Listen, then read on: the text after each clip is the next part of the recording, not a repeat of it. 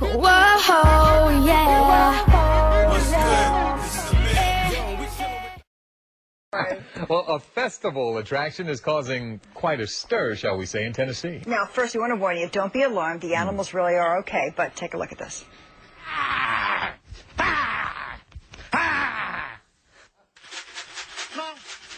Yup, those are the famous fainting goats of Marshall County, Tennessee.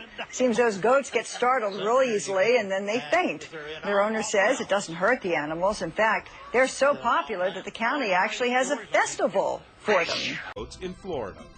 These goats are called myotonic goats. Many people call them fainting goats, wooden leg goats, stiff leg goats, nervous goats, the Tennessee goats, Tennessee meat goats.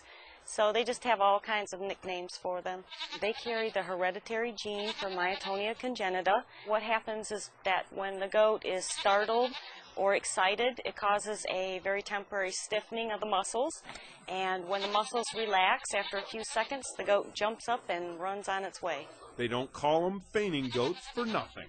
It can even be something as simple as being excited over being fed. The adult animals typically they keep their balance better, and what they will end up doing is pretty much bracing on four legs.